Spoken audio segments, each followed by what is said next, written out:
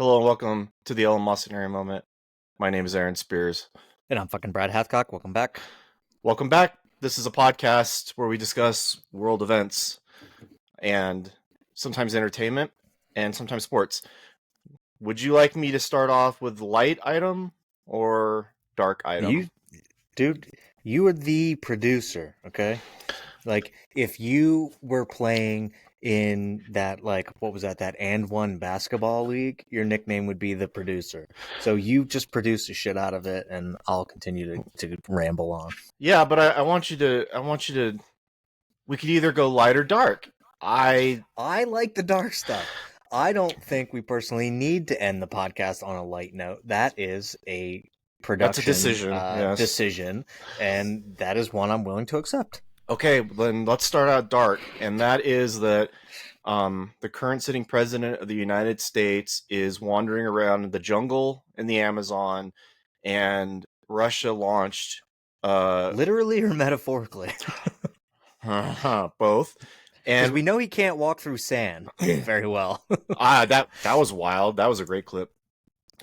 Russia launched an ICBM without a warhead on it today in Dnipro, however the Ukrainian city is pronounced. And I think what was the darkest part of it was that he did it, and we don't know why he did it, but we do know that nobody reacted to it. We didn't.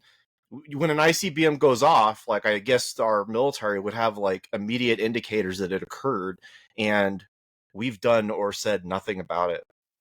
It's wild. I think we do know why he did it. That's a misnomer. Okay. Biden has just allowed U.S. long-range missiles to be shot into Russia, and I don't know, not even 24 hours after that has been approved, they started firing missiles into Russia. This is a direct response to that, for sure, without a doubt. And it seems like this Biden administration wants nothing more than to hand off a even bigger war in Ukraine than what they already were handing off to the Trump administration. So, well, I would say also that Russia escalated first, because Russia was, which, by the way, all of this is like under international law, I'm pretty sure is illegal, but they brought in like 11,000 North Korean soldiers to help cover. You don't care about international law, Aaron. We've had lengthy discussions on this podcast about international law and things like that. And all right, let's say fuck it. The ICC and the ICJ have no bearing on that. Remember, like, they okay, just fine, issued another arrest warrant for Bibi Netanyahu. You don't care about any of that. So what? The international law. Okay, the ICJ. Care? I love that, by the way, because the ICJ, which just got founded in like 2003, is an illegitimate NGO-driven leftist project. It's not a real thing. I don't even want to talk about that. But you can't sit here and also say that it's illegitimate if it's been founded by some of the same countries that founded the United Nations and NATO and all that other shit, right? Okay. So, like, you either believe in the institutions that have been established for a global paradox, or you don't. Okay, well, the ICJ... I believe NATO shouldn't exist. The UN, what's the point? Like, well, the UN is really pointless, but like, nothing. Let me clarify. I never want to talk with you about the ICJ ever again. As far as I'm concerned, it doesn't exist. But I'm talking about like Geneva Convention, going back, all the way to World War I and II. Okay, but they cite the Geneva Convention for these things. So if you want to go to the Geneva Convention, that's the basis of really what all peace agreements and things are based upon, right? So, and all rules of engagement are based upon. So if you want to cite the Geneva Convention, you have to believe in the ICJ and the ICC, because that's their basis. Yes, you do, because that's their basis of everything. You believe in the Geneva Convention, except for when it's not expedient for you. Okay, I want to point out that like the ICJ never put out an arrest warrant for Assad when he killed his own people. It only goes one way, Brad. That's why I don't consider it legitimate. This is the spiciest first 5 minutes of the podcast we've ever had. I don't even want to fucking talk about the ICJ with you, because it's not a thing that matters. But let's say we had some basis. It matters. Sure. None of this matters. If we keep going Biden's direction, none of this is going to matter. By the way, I went viral with my scarf, so I brought another scarf today. I've got many more to come. Look, I whatever we want to say. Okay, we have the Geneva Convention. Whatever you want to say, I don't care. Let's fucking forget about it. It does what Russia brought in 11,000 North Korean soldiers to help them defend Kursk from this supposed incursion. That's where it all started. Then Biden goes, okay, well, now you can launch missiles. He waited all this time to say, okay, now you can go on the offensive. Because Biden has been the worst foreign policy president we've had in like Definitely. Carter. I mean, definitely. Going back to It's been Carter, decades. It's just been a complete nightmare under the Biden administration. It was one of the things that I truly believe got Trump elected. One of the big talking points was there was no new wars in 4 years that he was president. I mean, the biggest, I guess, like international situation you had was when he bombed that airstrip in Syria where there was nothing. Oh, he killed Soleimani, but yeah, he killed Soleimani, and then I guess this clip I think went viral of, I forget who the person was talking about it, but it was a general who, I believe it was a general who went in and said like Trump was talking to the head of the Taliban or something, and he said, "Look, you're gonna stop killing U.S. soldiers, and like if you don't, I'm gonna kill you." And then he like handed him a picture of his house and like his family and was like, "I'm going to have you killed that's if pretty you cool. don't stop doing it." That video went I guess not viral because everybody would be talking about it, something you probably would have seen. I thought you would have seen it. But yeah, I mean, this foreign policy for this administration has just been a nightmare, and I do truly believe that's a big reason why Biden, Harris obviously wasn't elected, because it would be a lot of the same.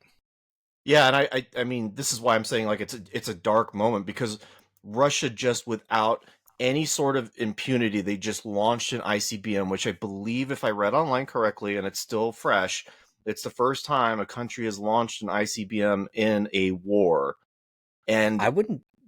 What do you mean without impunity? I don't think that's true. It's in direct response to the U.S. allowing their missiles to fly into Russia. sorry, they did it. They did it without any repercussions for their actions. Like they're not worried because we don't have a Oh yeah, president. they're not worried. No, they're definitely not worried about this. I do find it funny that Ukraine is still like in Kursk and Yeah, like there's just nothing going on there. You don't even hear about it really in the news anymore. Sure, I guess some people find it concerning that North Korean troops are going to Russia or going into Ukraine, but why? They suck apparently. they Like, do. I mean, we saw what one account's basically saying that like one of the North Korean soldiers like fired a grenade at the feet of like all of like and killed like a whole bunch of his own people and stuff like that. I mean, we saw that stuff early on in the Russia-Ukraine war too, though. Like when they started sending prisoners to the front lines and shit for the Russians, they were like killing other soldiers and like all this other stuff. It's a complete mess, and they are completely stuck in this like World War One trench style like warfare. But then you have like the extra strong bombs coming through, like now the ICBMs and stuff, which I must admit, the video that you sent about that It's was wild. really fucking nuts. Like Yeah. it looked cool, not cool in the sense that like, you know, We've never obviously seen people are gonna anything like die that with from our it. eyes Yeah, before. right. So just visually it was like kind of stunning to watch. But I think there's more to come on that. For Yeah. sure. Well, there must be some calculation that Putin knows between now and January, he's got a window of opportunity to escalate and he's going to take it. I mean, it didn't have a warhead on it, but the kinetic energy alone was enough to destroy this weapons facility, whatever they had. It was a manufacturing facility. And the Ukrainians just launched a shadow strike. I forget the fucking missile's called at a compound that's supposedly like where Putin might stay if he was on vacation somewhere. It's like a bunker. Like the next 2 months are going to be fucking wild.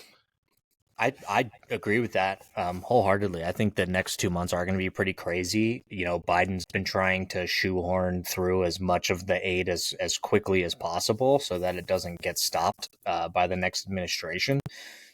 And I think from Putin's perspective, he just wants to get as much damage done by that time, because I do think that he knows he's going to have to come to the table with Zelensky and they'll have to find some sort of solution. And the weaker that he makes Ukraine, the easier that solution becomes to Zelensky and that regime. So, and also it goes the other way. Zelensky also needs the leverage of Kursk so that they both have something to lose or to gain at the end. Yeah, and you know what? He's done a good job in that regard. I mean, they, like I said, they're still in Kursk and they're just like leaving that go, which is kind of wild to me. Like, you think if somebody invades your part of the, like, your country, you're going to have a similar reaction, obviously, to what Ukraine did, and like, you don't want to give an inch, right? But it seems that they're just letting them go because Ukraine hasn't really proceeded any further than Kursk either, it seems. So it's just kind of like they're at a stalemate there. And I what are think they doing? that's why I Are they think having a World War I Christmas Day kind of thing where they're out there eating and playing soccer with each other, and then like they'll decide when to start killing each other again? Who knows? yeah, or like when you just stop on that marker, it's like you can kill each other up to 9 o'clock and then no more. Yeah. Um, which is and wild. then we'll all go out to the clubs at night with each other and then go back to killing each other the next day. I think the North Korean soldiers are actually being deployed around the Kursk area so that they can get the other soldiers to the south, and it's wild. Well, I think the funny thing about that is like they've said that these soldiers have come in like untrained, underfed, like all this other shit, which it's North Korea. You would think actually North Korea would feed their military out of anybody, but I guess they don't really have any food. Kim Jong-un ate it all, I guess. You think about North Korean soldiers. I mean, what have they ever done? They've never been in combat. I mean, North Korea, the Korean War ended, 70 years ago or whatever, and they march.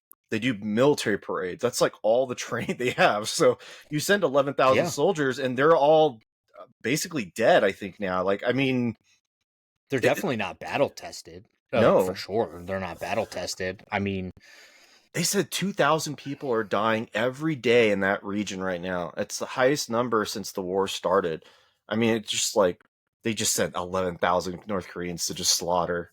That's not shocking. I mean, but you have to wonder, like, is Russia really running out of troops? Because, I mean, they were already drafting people up into their like 60s or something. You are at least eligible to be conscripted into the military in your 60s, which is they have people pretty wild. Right? They could draft anybody. They have a massive population, but at some point, they don't draft women. I don't believe. Oh, I don't know. Yeah, I guess not. And there was a kind of a saying, I think early on in the war, and it was like, when Russian mothers become affected by this, you'll start to see pressure come down on Putin. And I think that's like getting where we're peace at. and stuff. I think we're getting there for sure. And North Korea is not just going to keep throwing people at Russia. They can't. I mean, they have the largest standing army in the world.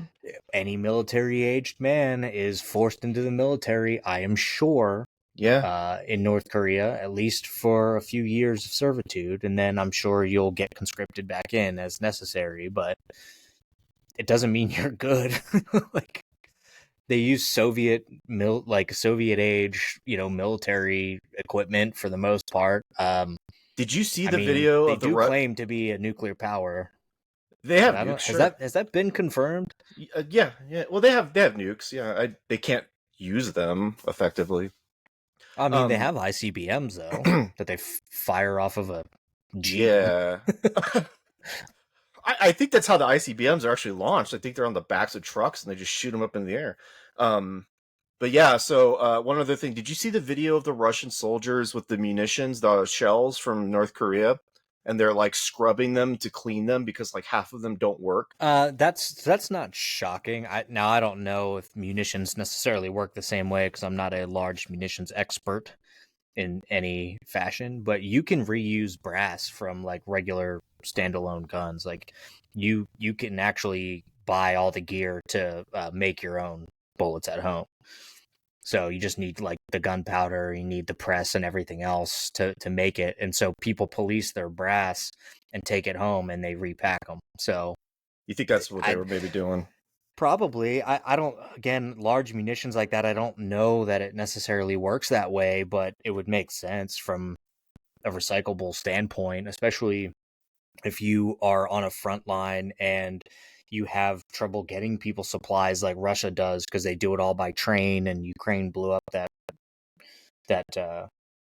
that one railway or whatever, I believe, to stop munitions from coming in by Russia. So they could be policing as much shit as they can so they can just repack it and use it.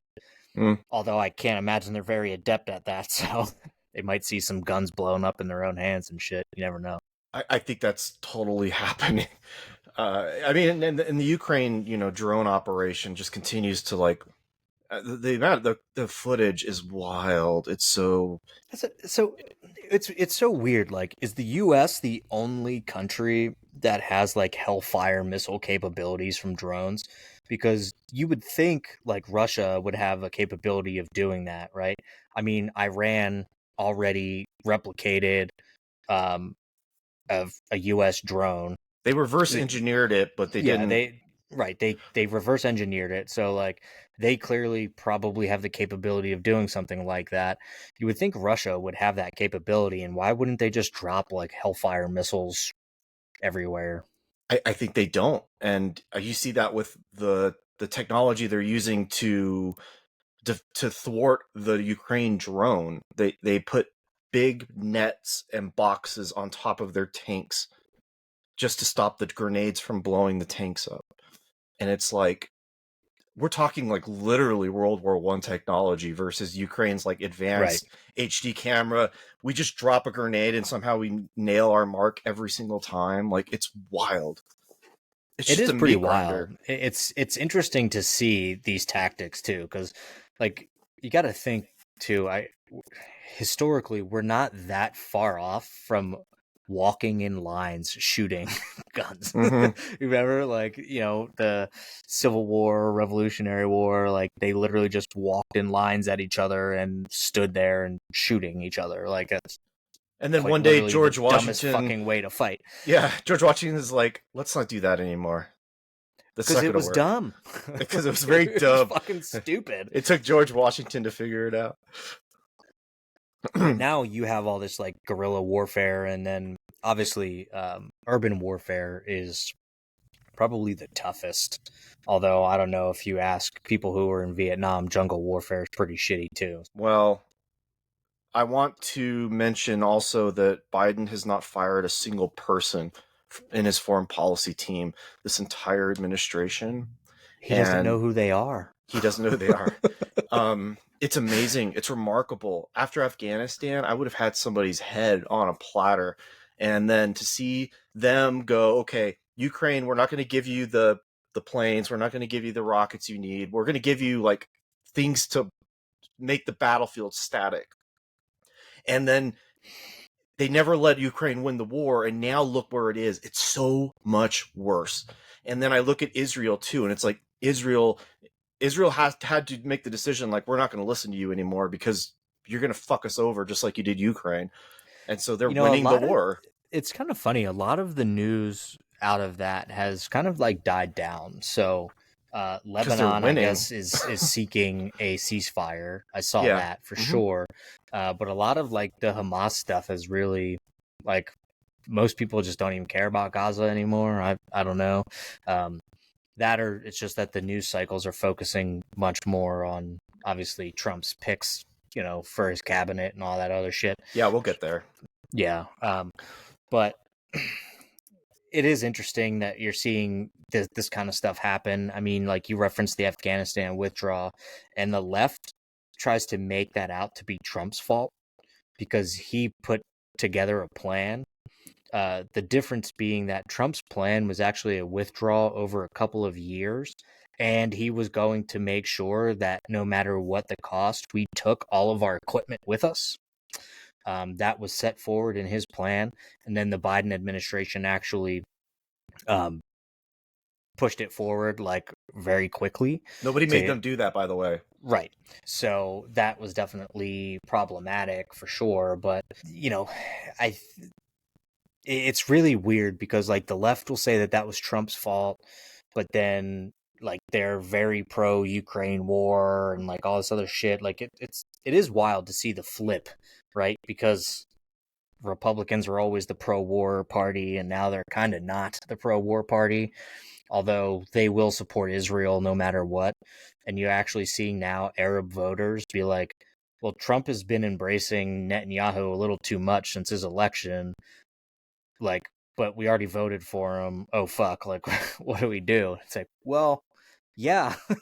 If you knew anything about politics, you would know that he was actually more pro Israel than fucking Biden is. So they named the embassy in Israel after Donald Trump. Who knew that Hitler actually would love the Jews? Yeah, I never saw it and want to help the Jews. No one ever saw that coming. I don't think you had that on your bingo card. So. Yeah, I'm very extra sour about Biden just because I see that ICBM and the way that they treated Israel. I think Democrats yesterday, like 17 senators, voted for an arms embargo for offensive weapons to Israel. And I got pissed because I'm like, okay, so the left was like, oh, we love Ukraine. We're going to put our flag next to our bio because we support Ukraine. And it was all fake all along because they don't believe in that. They don't believe in Israel defending itself or winning its war. They just think that like they're so temporary with their support, and it just pissed me off, honestly. Well, I think people lose interest pretty quickly. Sure. Especially in these times with high inflation. Sure, inflation has come down. Remember, that doesn't mean prices have come down. Just inflation has come down. So the level at which prices are going up is down. Doesn't mean prices aren't still going up. And I think what people are more focused on, and this was another big part of the election, was that Democrats are so focused on sending money to Ukraine, and they don't believe in Democrats, at least don't. A large majority of them want to see a ceasefire in Gaza and everything else. Like, funny, they never mention a ceasefire when it comes to Putin and Ukraine. Right. Oh, no. And they absolutely don't. But that's because they've been fed this bullshit and leftists believe this shit, that it's a threat to democracy, that, Putin invaded Ukraine and everything else, even though right up into the point where Ukraine was invaded, they were considered the most corrupt and one of the least democratic countries in fucking Europe. But God forbid that all goes away. I think people are just losing interest in these kinds of things.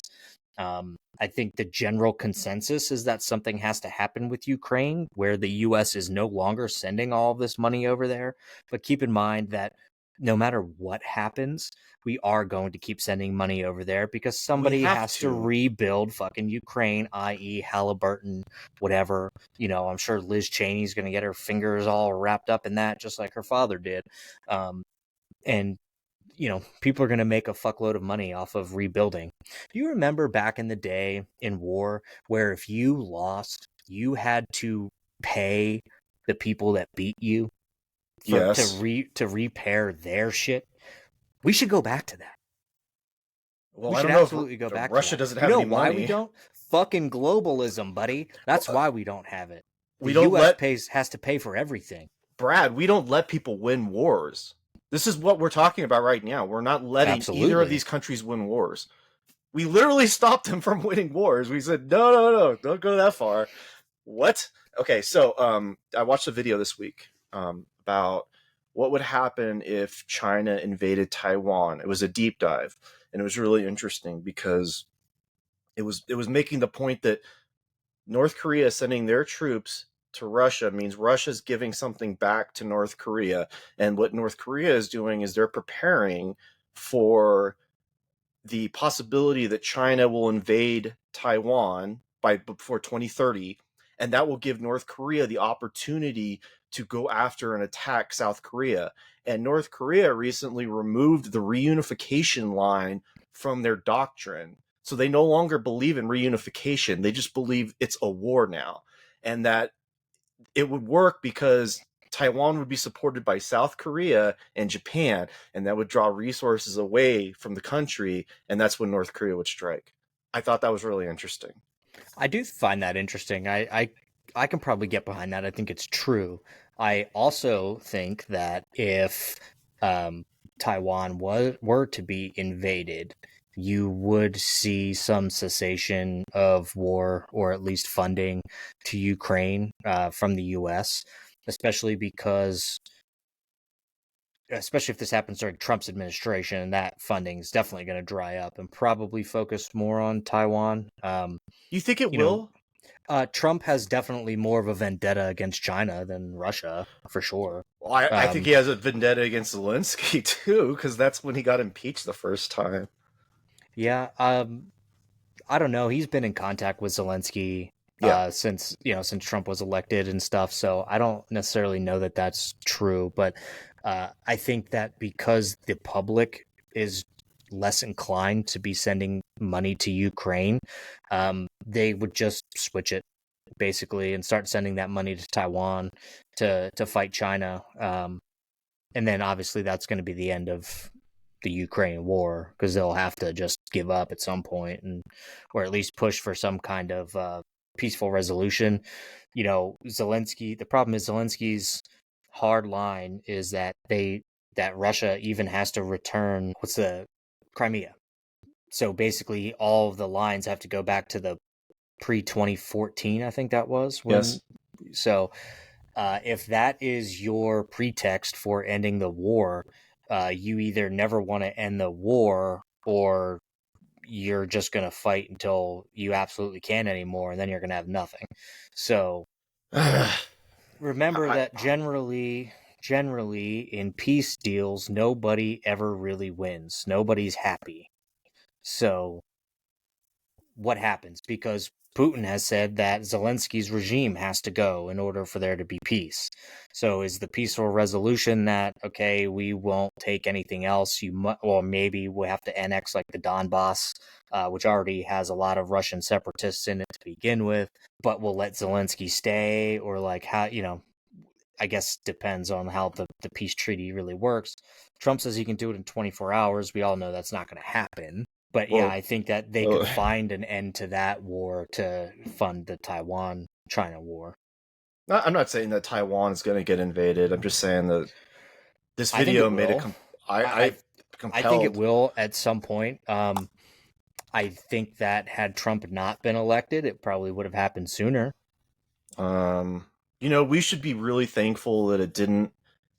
I don't know. There's still 2 months, right? That it didn't happen because we're right now. The world is so. It's at the worst point it's been at since 9/11. Right.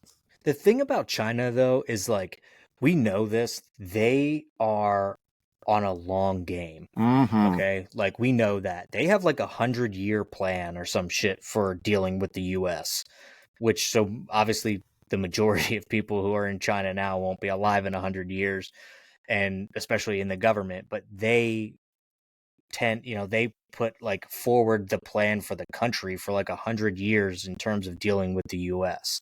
And I don't see this as any different. It's probably just a bump in their timeline, so they just shift things back a little bit.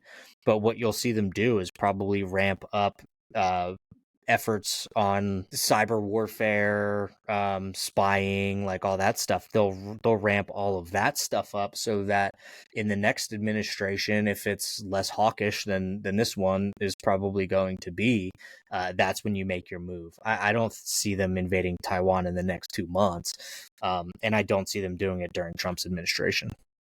I will agree with you on all those points. Especially you have people like Pete Hegseth who firmly believes that I believe China is our number one threat.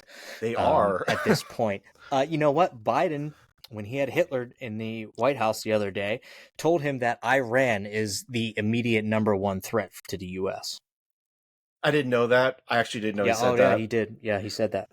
You know what? This goes back to Obama, I think, because remember Obama said, "Oh, Mitt Romney has he wants his foreign policy from the '80s or whatever," and I forget what the phrase that he used was, but the left is like they just don't get it. Oh, Iran's our number one enemy and or threat. Therefore, we're going to send them $6 billion over my administration, and we're going to stop Israel from doing anything to them, and we're not going to stop their weapons programs, and they're going to get the nuke in like 18 months or 12 months. It's So like remember when everybody was saying that that's humanitarian money. It can only be spent on humanitarian purposes. all it did was like, unlock all money this in other other stuff. places. I said that here on this fucking podcast. Okay, I know we talked about it. All that did was let you free up $6 billion from the For your drone program or whatever. humanitarian aid you were already spending, and start building up your nukes, which has come out that they have been working on that, and that they're at least close to a nuke, which I fucking called it, right? And then like it just freed up their ability to fund the Houthis and fund, the rebels like everywhere, basically. Hezbollah in Lebanon and Hamas and Gaza. Like it's just been a constant battle, especially ever since they freed up that money. Notice like right after that money came free is when a lot of this shit started happening. I'm literally pissed about it. Like both that was prior to 10/7, right? Oh, for sure. I thought so. Yeah, and it's. I'm glad you brought that up because it's not a coincidence. This administration has been a failure across the board. There is a reason why Biden has a lower percentage of approval rating than Donald Trump did, and he just relies on the fact that I had more votes than anybody ever, and then that completely dried up with Kamala Harris. And so, like, you see the look on Biden's face when he had Hitler next to him in the White House, and he has like this biggest fucking grin on his face. Relief. Dude, people like Joe Rogan are saying like he definitely voted for Trump, and like he's happy that Trump won because they tried to fuck him over, and they did fuck him over, and he gets now the last laugh. He does get the last laugh. She got absolutely destroyed. We're still seeing election denial from Bob Casey here in Pennsylvania, so check that out, Democrats.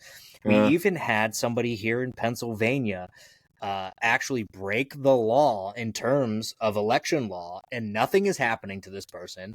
So for all you fucking assholes who are like, there's no such thing as election fraud, get fucked, because this is the type of shit that we're seeing now, okay? But yeah, Biden absolutely gets the last laugh when it comes to this. But also, he fucked the world doing it. Oh, yeah. I mean, but the thing is, he doesn't think he fucked the world. He probably still thinks that it's 1980 and we're in a fucking Cold War with Russia. I mean, we're in a Cold War. We're in like 4 Cold Wars, but none of them are Russia. That's a hot war.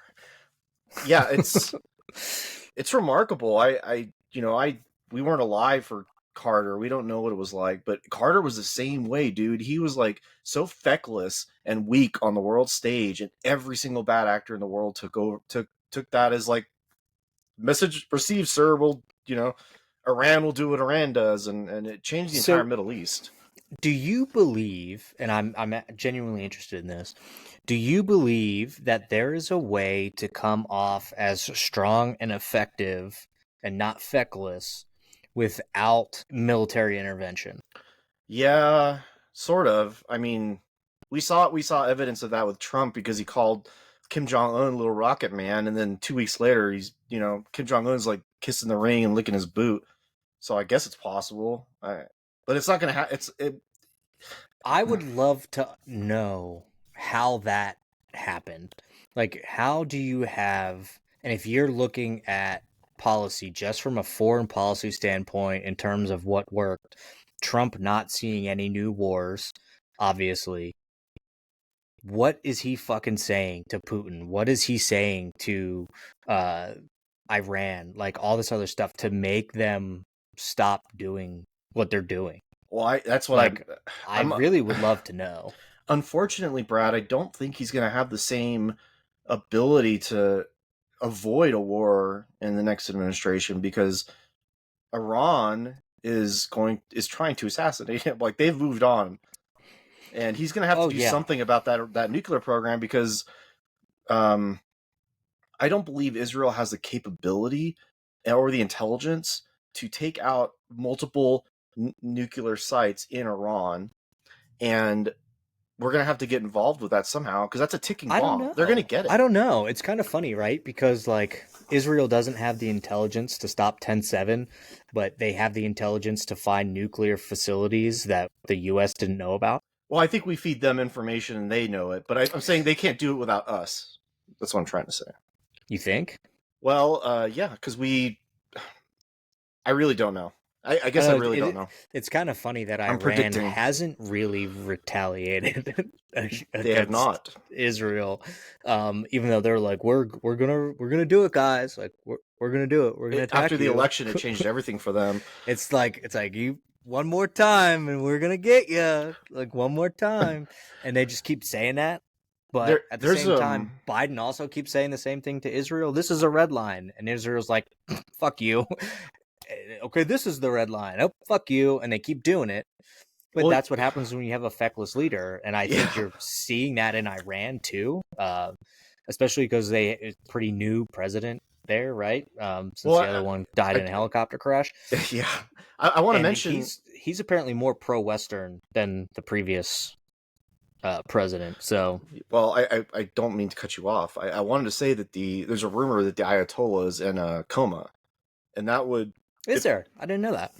Yeah. I mean, there's not, like, hard evidence of that. It's just, like, however information gets around the world, I don't know. But I think that would be interesting if the Ayatollah died. It'd be worth celebrating, I think, because it's a theocracy, and theocracies are horrible. They're awful, so... Yeah, but they already have an Ayatollah that's next. It's funny because there was actually a protest in Iran against women wearing, like, the hijab or whatever they call it. And there was a woman who was arrested for being outside dressed as, like, scantily clad. I'm pretty sure she was wearing, like, a t-shirt and shorts or something like that. She had bra and panties. She took her clothes off.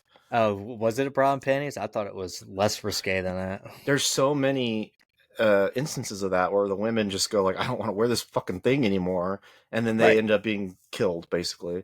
And the army there is radicalized. They fully buy into all of this. So yeah, you're right. Actually, they probably just get another Ayatollah because the military is what they control. The military. Well, let's also keep in mind that we fought for 20 years in Afghanistan, and the Taliban is absolutely doing the same thing to women there that they said they would never do.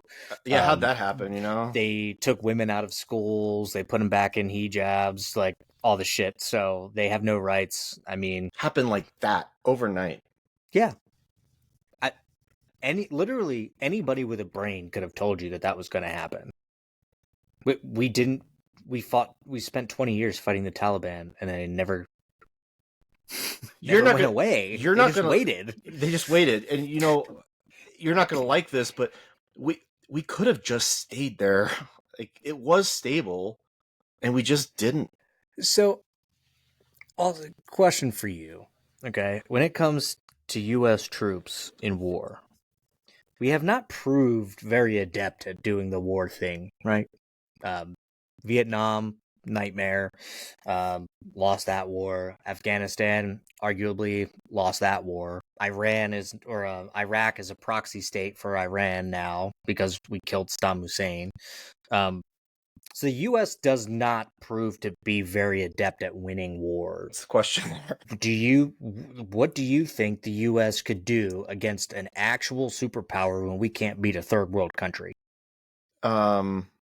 We're really bad at winning wars, and we're also making sure that all of our allies can't win wars either. And it's really, I just, like I said, I'm just upset. I'm just dismayed by the whole thing now. Like, I want to read that history book on the Biden presidency in 5 years when we find out that the staff was covering for them, that nobody knew what they were doing because they didn't.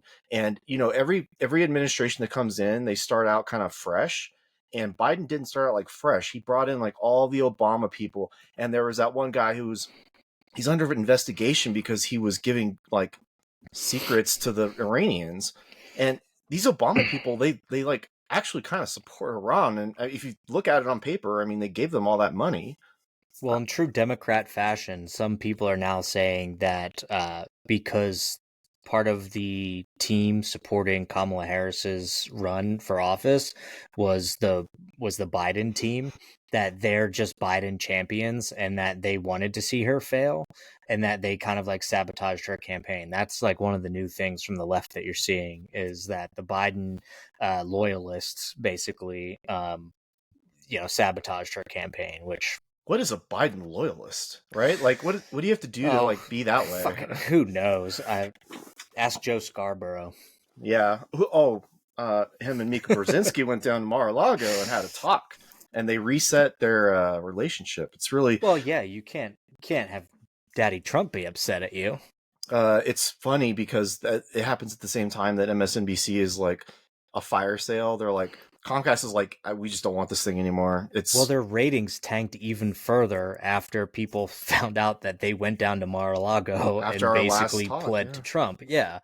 And they've lost hundreds of thousands of viewers. Imagine like being that stupid that you even watch MSNBC, let alone stop watching because they went and tried to like start talking to Trump again, which they hadn't done in 7 years. We should all. Okay, I'm ready to move on from the foreign policy thing. So let's do this. The left has now decided that they are going to abandon X and go over to Blue Sky, and they're eating their own over there. And the Washington Post recently, like what would you say when you reduce somebody's position? They some high Demote up, them. they demoted a guy at the Washington Post who had been there forever. I assume Bezos did this because he's losing $100 million a year on it, and they are not learning anything. It's just getting worse. They're just making smaller bubbles for each other. Go ahead and Yeah, talk about but that. that's what that's what you see with people in echo chambers. Like, it happens all the time. You're seeing the left leave X or Twitter or whatever now. I see a bunch of people talking about this. They're like, it's just not what it used to be. That's because it used to be a left-wing echo chamber. Yeah, Okay? you had control. Now it is not a left-wing echo chamber.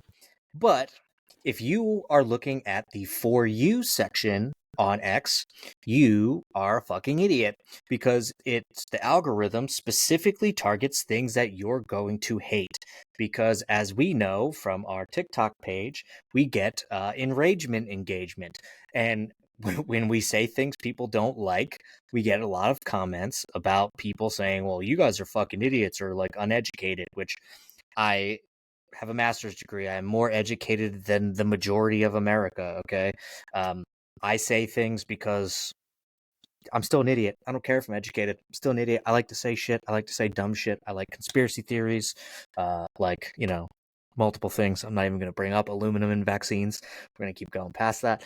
But, you know, it's just we have enragement engagement, and that's what social media is really about. So if you're on the For You section of X, you're going to literally fucking hate everything that you read.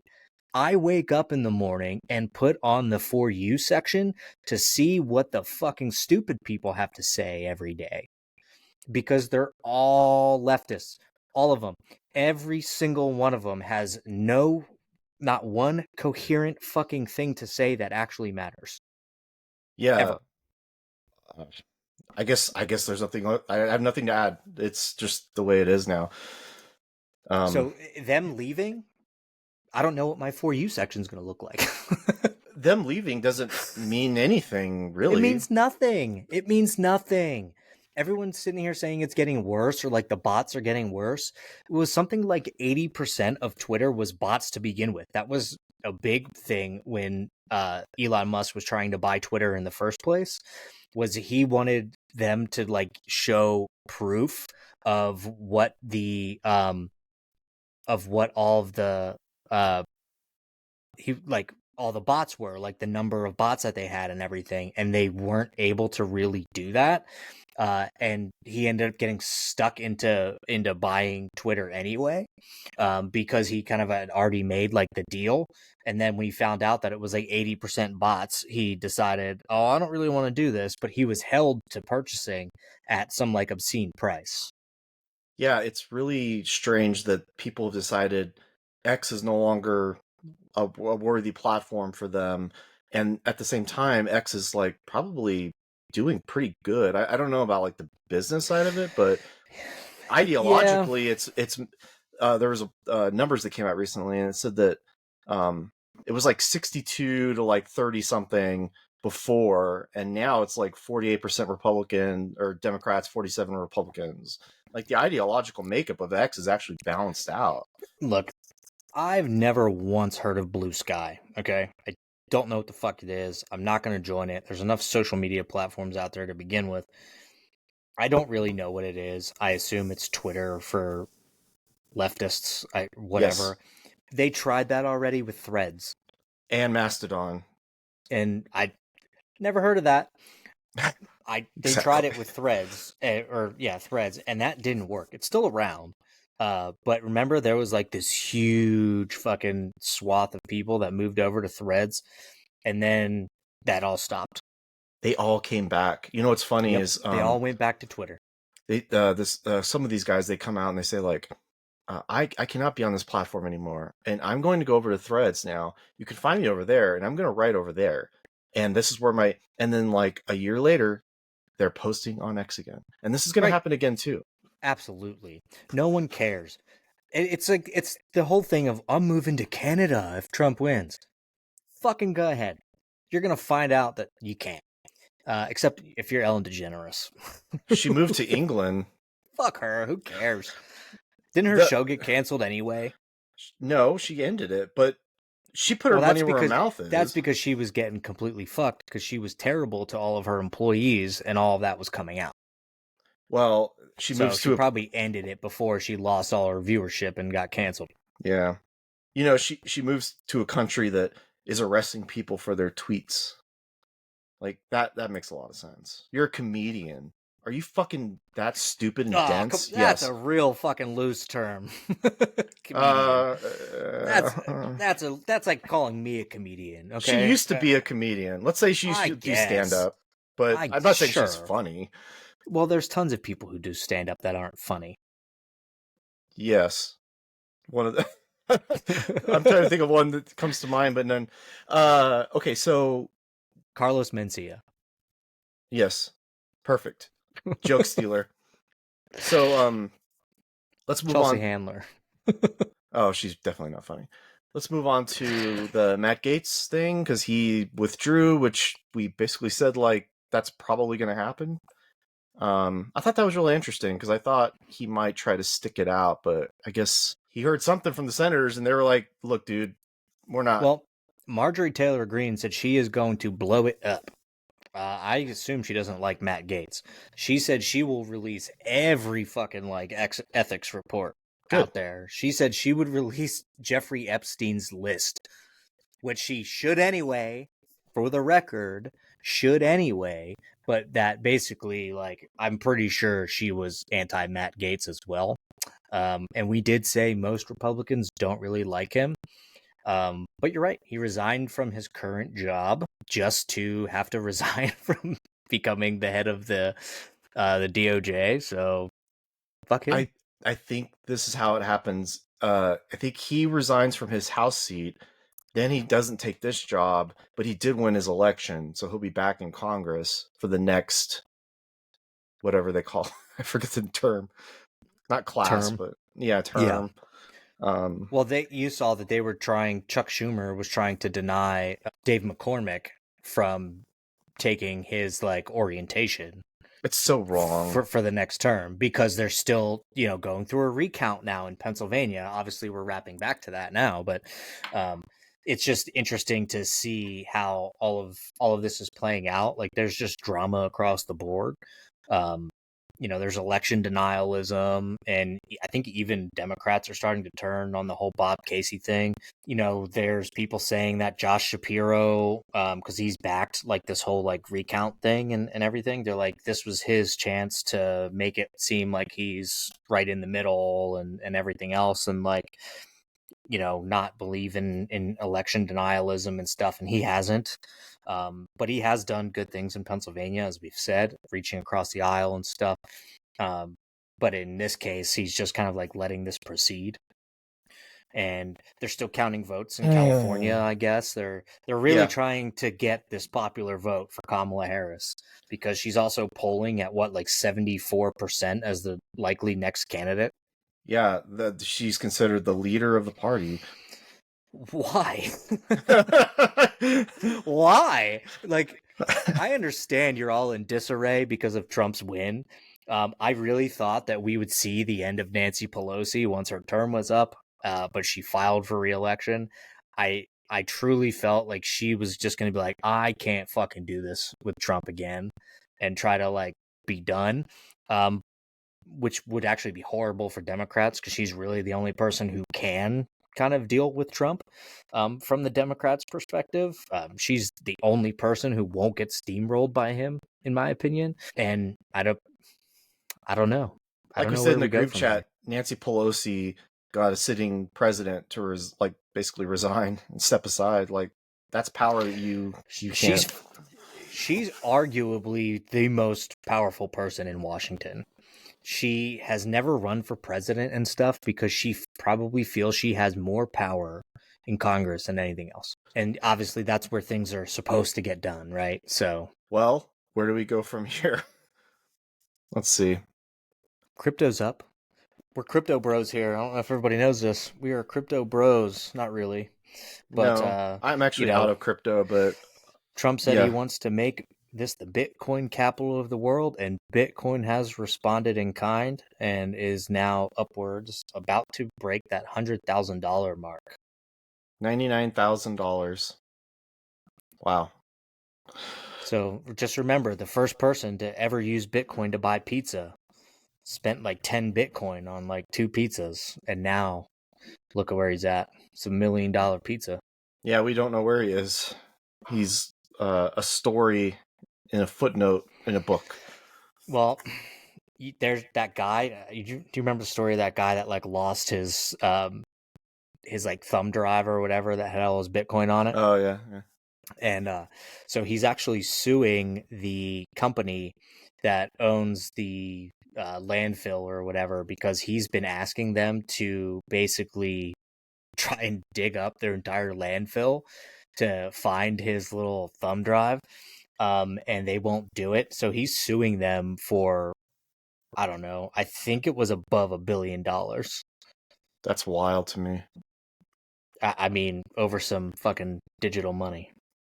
I mean, it's probably worth it to him, but it reminds me of that documentary that Microsoft released a couple years ago, where they dug up all the old Atari ET games that were in a landfill in like New Mexico, and this was a famous thing. Is like when the video game crash happened, they couldn't sell these games and they just threw them away. And then it was always this like rumored thing. It's like, oh yeah, they threw them all in a landfill somewhere, and then they ended up digging them all up. And it's like, yeah, it doesn't really. You don't dig up landfills very often, I guess. So good luck to him, I guess. It's never gonna happen, dude. Like, you're fucked. Let it go. You're fucked. Okay. You saw Wicked. Unfortunately, yes. I know nothing about this, but I am curious. Are there monkeys, the monkeys in that? Yes. Okay. Yes. So I have actually seen the real live musical of Wicked. My wife absolutely loves it. I took her to the theater to see it. It was a good show. There's nothing wrong with it. Does that mean it should be a movie? No. Obviously, there was a lot of like leftist type of shit in there. If you're looking at that kind of thing, there was a ton of that, which I obviously don't care for. And then, yeah, the flying monkeys are there, but kind of like not until the end. kind of thing. I was kind of blown away when you said that there's a part 2. I was like, what? Yeah. So essentially, what they did in the movie would lead you up to like the intermission that you see in a musical, like on Broadway or whatever. Okay. So they hit the songs and like all this other shit. People were clapping and like it's just it made me want to fucking throw up. I'd rather stare down the barrel of a gun. But it's fine. Like my wife loves it. Her and her best friend went. I got a beer and a popcorn, and it was I was just like, I would look over at her like this every now and then, but like, really? Like, are you fucking kidding me? But I will say, Ariana Grande is funny in it, like just her mannerisms and stuff throughout the movie, because she plays this like really ditzy wannabe sorceress or whatever. And she played that part like perfectly. She's blonde. I will say her eyebrows look terrible because she has dark hair, and they made her eyebrows like blondish too. So it's no. like they don't look great. At times you're like, does she even have eyebrows? In my opinion. And then the girl that played Alphaba, which is actually the Wicked Witch of the West, she was phenomenal. Like absolutely phenomenal. You might have seen this. Did you ever see Bad Times at El Royale? Yes. Do you remember the black singer? Yeah, I think so. What's his name? Jeff Bridges. He's like working with her, and then he goes to see her at like the very end of the movie sing. She's like she's trying to make it on her own, but she was some like lounge singer or whatever. She's British too, right? I think she's British.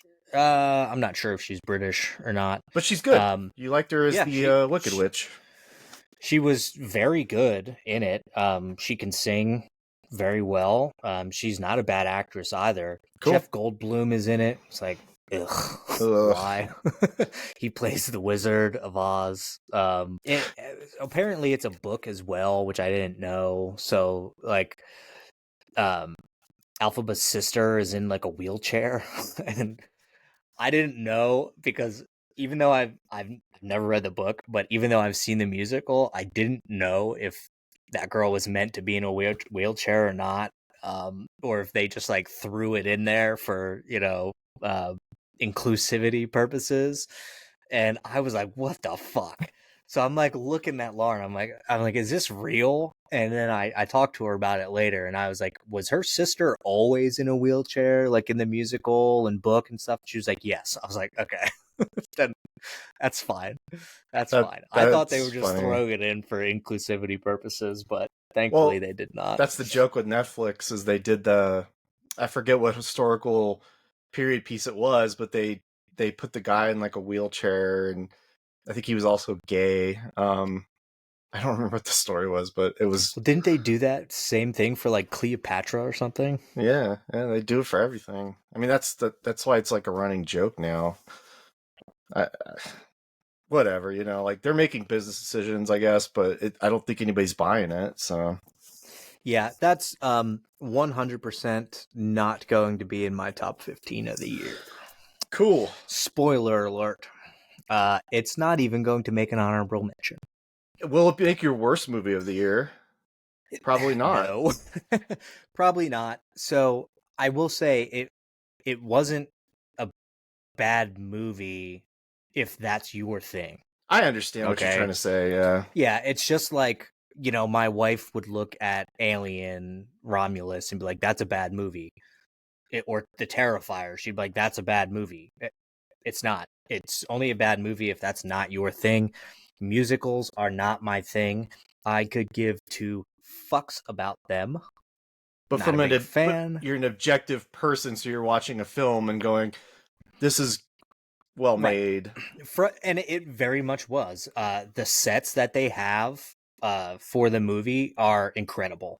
The they have CGI, sets. Wow. Yeah. Oh, the CGI that they did and everything was incredible. There were good things about it. I would say it was written pretty true to the musical material and everything, is to the best of my knowledge.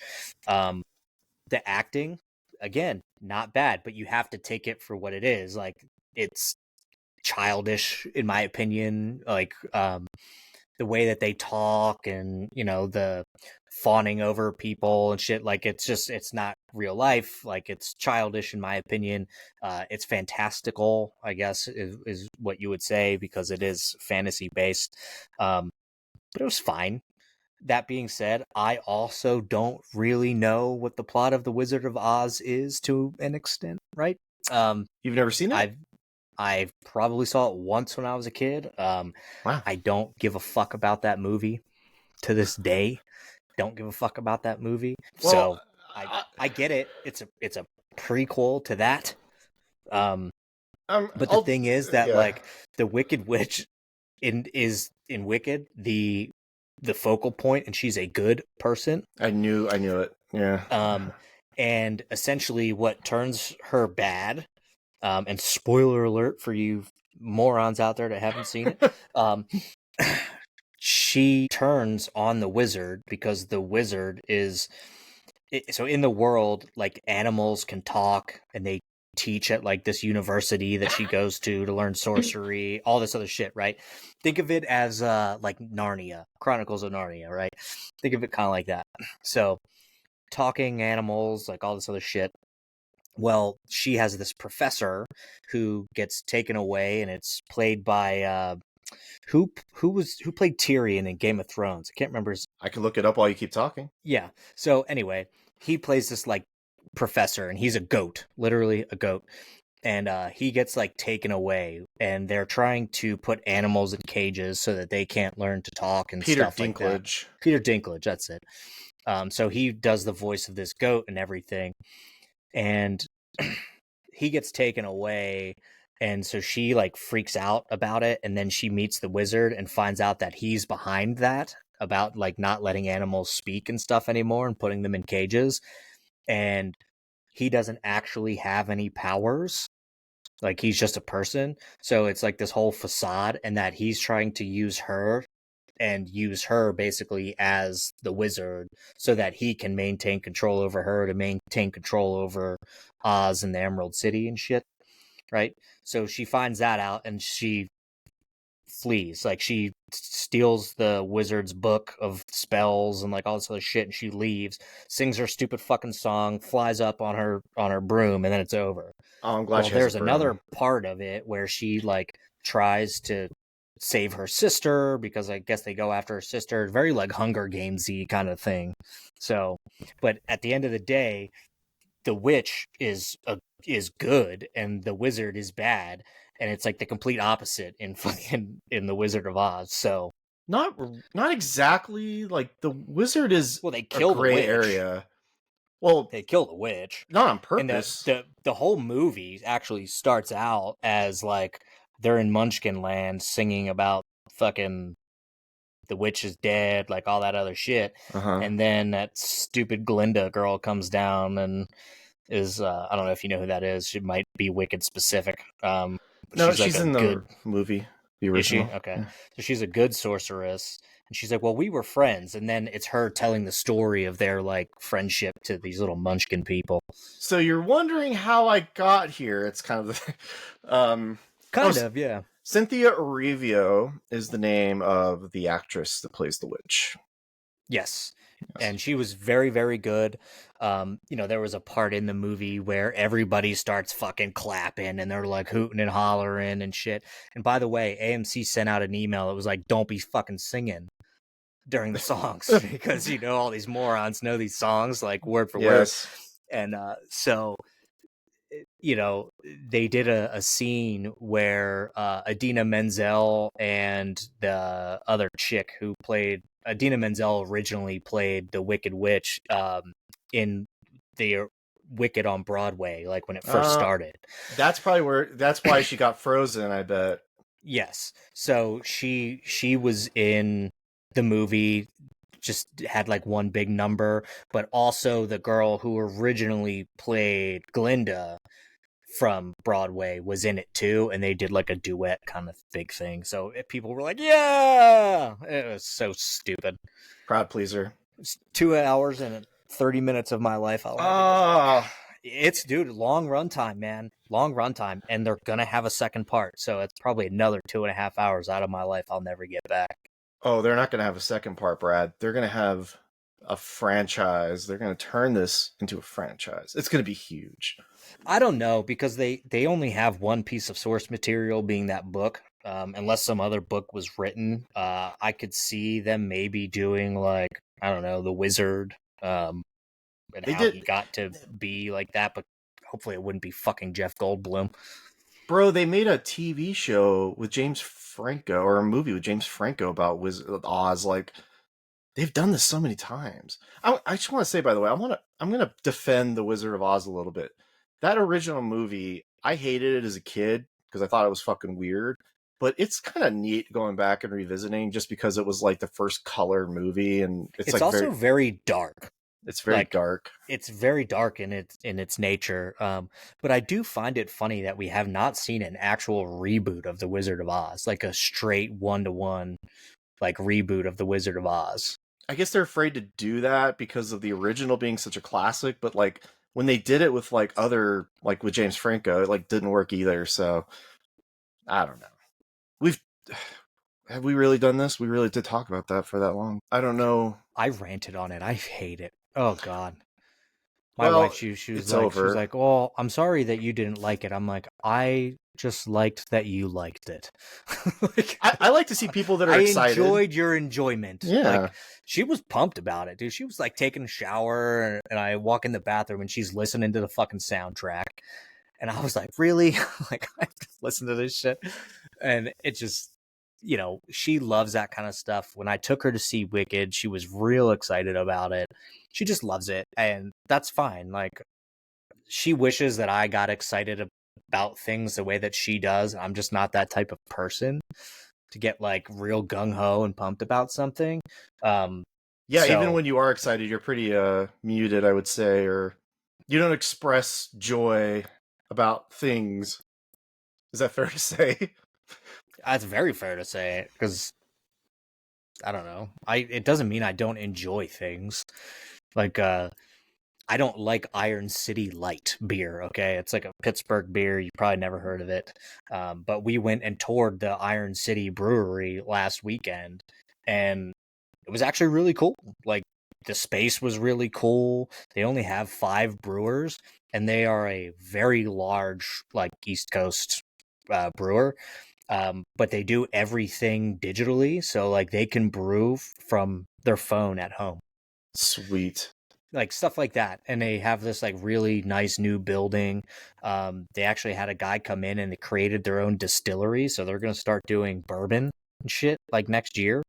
And we got to see like kind of how that, like their rick house and stuff like that, how that's building up, and they're going to start doing distillery tours there as well. So it's real interesting because like it's the same facility, but technically it's different buildings, because our Pennsylvania laws are so shitty that you can't distill liquor and brew beer in the same building. And you call California California? I mean, we don't have that. We don't do that. No, but the commies just rejected their own minimum wage hikes. So the people who most think that you need to have a really high minimum wage just rejected an increase in the state's minimum wage. Go figure. You know why? Because we can't afford anything here. Oh, yeah. We are, it's painful, man. So arguably they would say, well, we need to raise the minimum wage so that we can start affording things, but then things are just going to get more expensive. Yeah. Well, I mean, at some point, voters figure it out. I mean, that's that simple. It's too little, too late, my friend. Probably. I should mention that I've been playing Microsoft Flight Simulator because that just came out, and even if you don't care about aircraft or simulators or any of that shit, it is still like a technological marvel what they pull off with like the real-time weather effects, and you could take off from any airport in the world, and it's just really fucking cool to do that. Even if you don't care about all that other shit, You can fly around the pyramids of Giza, and it's just really interesting that it exists for somebody like me to go fuck around in. Like somebody made that for me to do. Like that's really cool. Can you fly around the rubble of Gaza? Like, do they have like a real time map updates? I don't even want to touch that. Jeez. Because that's how you end on a lighter note. That's how you end on the darkest note possible.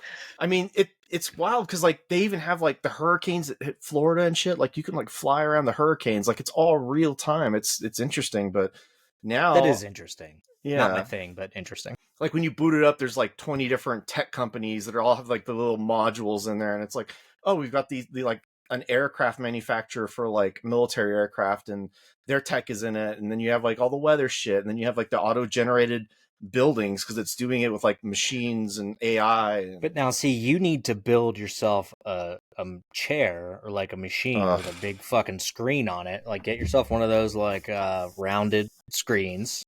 They're not flat; they're curved screens. A nice, like, I don't know, 48-inch curved screen TV. And a chair that'll like fucking rumble and shit, you know. Put a couple of them N64 rumble packs together, like solder them together, put that bad boy on there. So when you're hitting some turbulence, it fucking shakes the chair. You know, I've gone engineer the shit out of it. They make like real cool racing simulators that do shake and everything. And I swear to God, I'm like, oh, for $1,000, I could do this. And it's only $1,000. You should do it. You could do it for 1,000 because you don't really need the chair and the wheel and the displays, but other than that, you could play like Forza or whatever. I'm not going to do that with the airplane thing. I first of all, I'm not really even that good at the game. I barely can land solidly. Wouldn't that be a trip? You start doing like flight simulator just like that, like actually simulate it, and then you can't fly anymore because you're terrified. Yeah, it's kind of funny because like when you're doing missions, there's like a kid on board, and he's like, "Oh, that was a shaky landing," and I'm like, "Sorry, I'm fucking stupid." But the racing ones, I mean, they take parts of cars like the dash and they install that as part of the racing sim. So they've got like the center console and everything. I mean, it's a rabbit hole. You should build a racing sim, but instead of doing the dash, you should build it inside a car bed. That you're in like a full car. Yeah, like a Hot Wheels car bed. Yeah. Yeah, and then you just lay down. This is a terrible idea. I fully expect one at your house within the next year. Look, I've gone back and forth. I'm not going to do it because I know what's going to happen. I'm going to get deep into it, and I'm going to end up regretting it, I think. So I'm not going to do it. I have my TV. It's good enough. You say that. I follow a lot of Instagram accounts with this stuff, and it's all the technology. That's what I'm like interested in, is like haptic feedback and how you can have like all this crazy tech in your house now. It's so cheap. That's why I want to go to that like Sandbox VR. Have you heard of that? No. So they have one here. I don't know if they have them everywhere. I think they're national, but you can play like zombie VR. They have like different games. I think one of them is literally like Olympic Games or something like that you can play in. But they do have like haptic feedback vests. So like if you're hit with something, it'll like give you a jolt and stuff.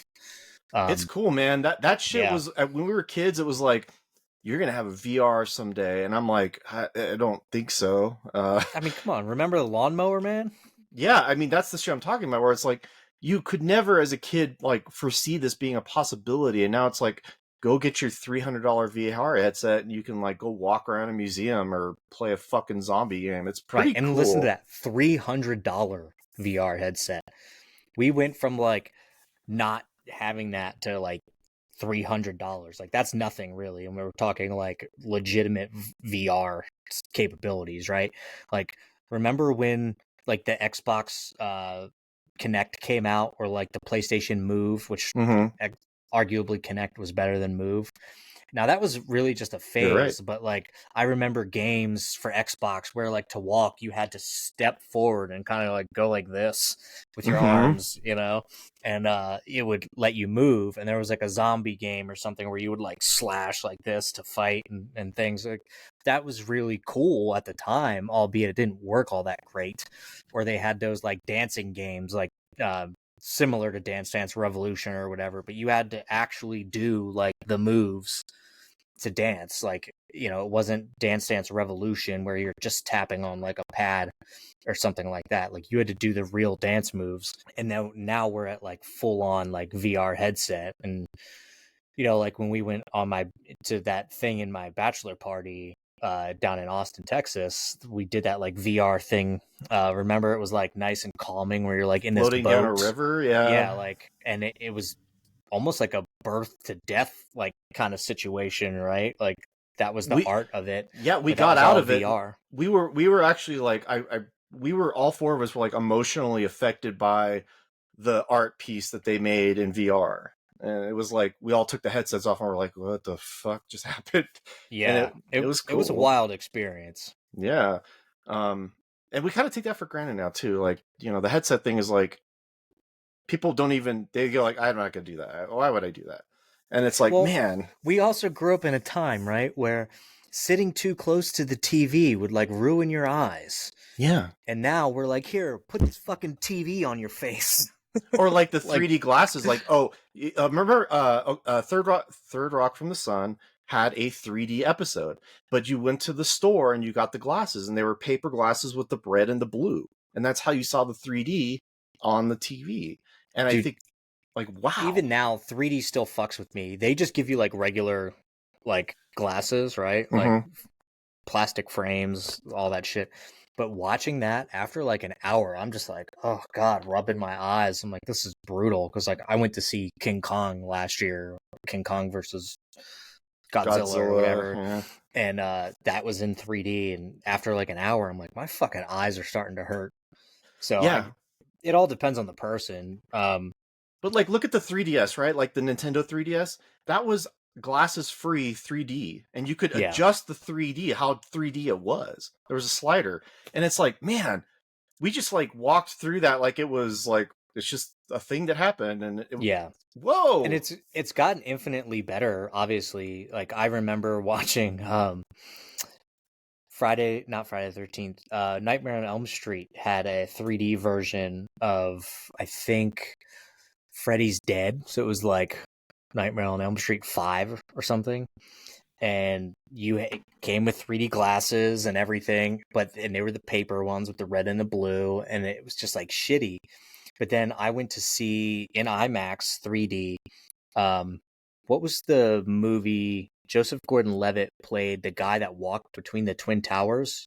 Um, oh yes, he did the tightrope thing, uh-huh, and the 3D in that was incredible because they oh were showing you like, I guess people were getting sick from it because they were like afraid of heights, but they had a thing where they like panned down while he's walking over the tightrope, and you are just looking at the streets of New York from this tightrope in 3D, and it looked incredible.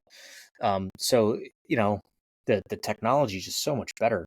it's crazy too because that's like a singular experience. You can't go buy the 3D Joseph Gordon-Levitt movie and watch it like that. You can't do No, that no, something like that has to be done in like IMAX, and like when we for saw now, at Wicked least. last night, we went into IMAX. Yeah, like the 3D capability just isn't the same at home. You don't have the huge screen. And in my opinion, going to the movies should be, and it for me is an experience.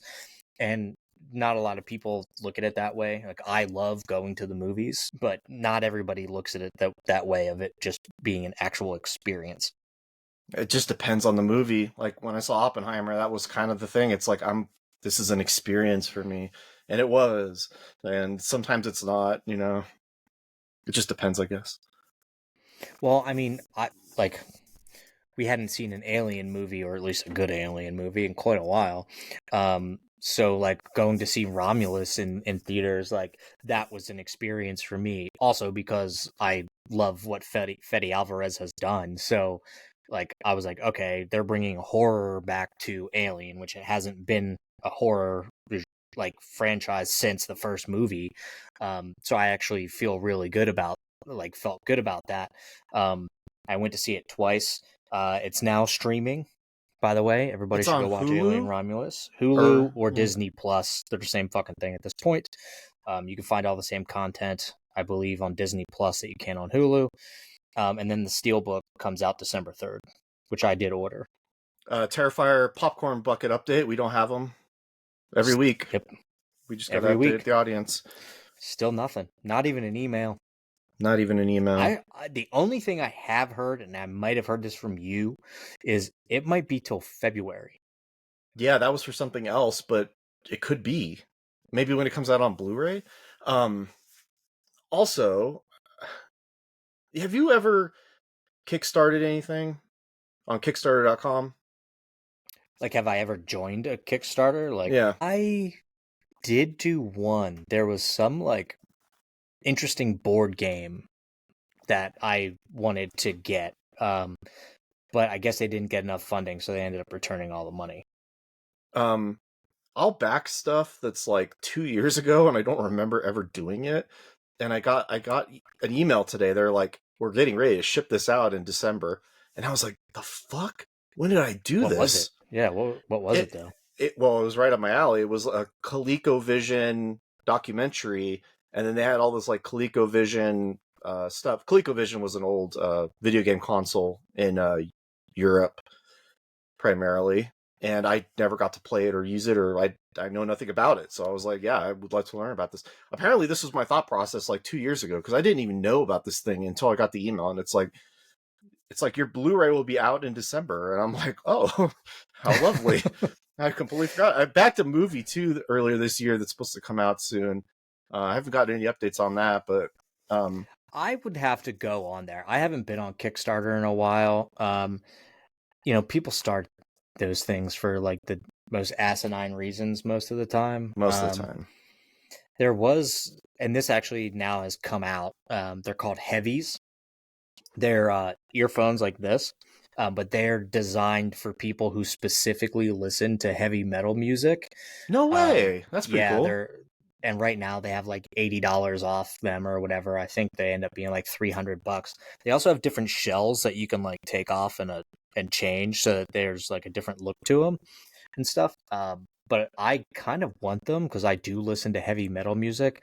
Problem is, like, now I don't go to the gym. I like work out at home and stuff.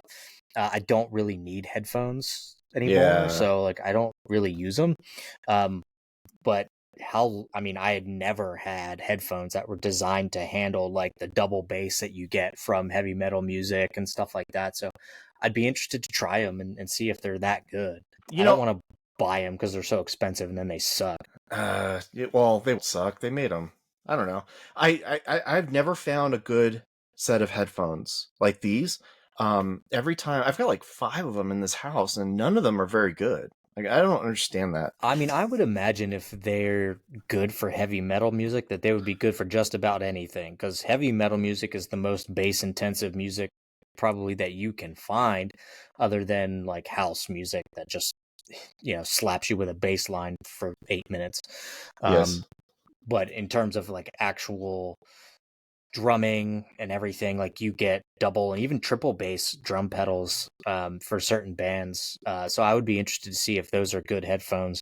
Other than that, I don't think so, like from Kickstarter, because like I said, people just start like random shit to like pay their bills. I wonder if you could use the special headsets on a video game. Like if it's Bluetooth.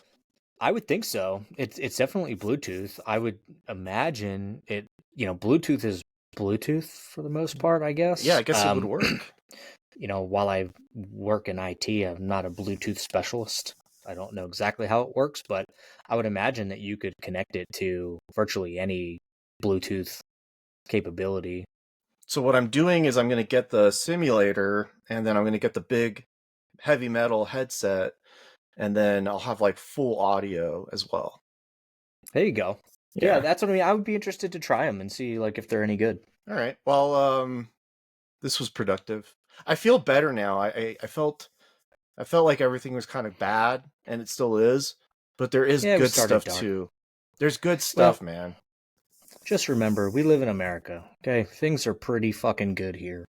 It's all gonna be okay. It's all gonna be okay eventually. Yeah. All right. Well, I will talk to you next time, and go Dolphins. I don't know. Go Birds. Ugh. Goodbye. See you, bud.